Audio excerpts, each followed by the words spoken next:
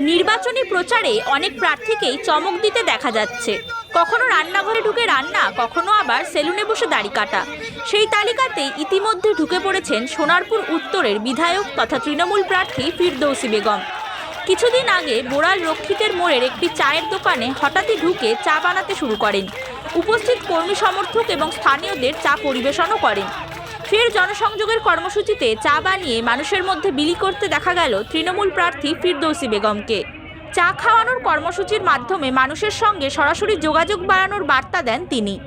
চায়ের দোকানটা একটা আলাদা মাত্রা দিলাম। চায়ের দোকানটা আমাদের সবসময় সুখ দুঃখের কথা যেমন হয়, সেখানে সমস্যার কথাও হয়, সব ধরনের মানুষ সেখানে আসে। চাটা আমাদের সবার বাঙালির প্রিয় একটা খাবার, চায়ের দোকান চাটা। তাই জন্য এই দোকানটা আমরা সবাই বেছে নিই, চায়ের জায়গাতে এই দোকানটা।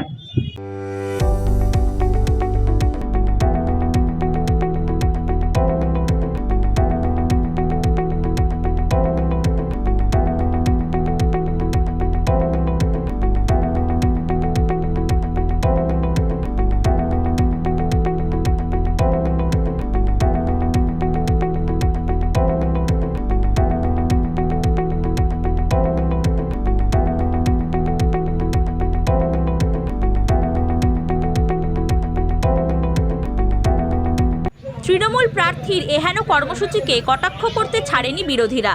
ওই কেন্দ্রের বিজেপি প্রার্থী দেবাশিস ধর বলেন, এখান থেকে বাঁচতে হলে বিদেশে পালাতে হবে।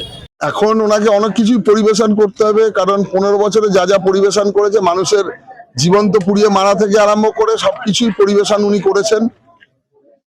সব থেকে বড় কথা, ওই এখনো ভোট কেনার জন্য চতুর্দিকে টাকা ছড়িয়ে যাচ্ছেন। আমার কাছে নির্দিষ্ট তথ্যগত মানে বলতে পারেন যে ইনপুট আছে, মানে কোন কোন জায়গা থেকে কোথা কোথা থেকে টাকা বিলি করা হবে, কিভাবে করা হবে, তার পুরো ব্লু প্রিন্ট বানানো আছে। চা চক্রটা সামনে দেখানো। কটাক্ষ করতে ছাড়েননি বাম প্রার্থী মোনালিসা সিনহা। লোকটিকে চা খাওয়ানোর কি প্রয়োজন, বাড়িতেও করা যায়। মানে এটা নিয়ে কিছু বলতে ইচ্ছে করছে না, এই কারণে এটা কোনো রাজনীতি নয়। চা বানিয়ে চাও তো বাড়িতে দেখেও খাওয়াতে পারেন, তার জন্য ওরকম একটা জায়গায় লোকজন ডেকে হঠাৎ চা বানিয়ে খাওয়ানোর প্রয়োজন হয় না। আসলে এটা রাজনীতি চায় না। রাজনীতি মানে আমি মানুষের জন্য কি কাজ করব, এটা তো কাজ।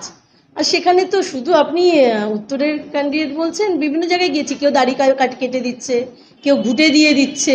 এটা কাজ হলো? এটা রাজনীতি হলো?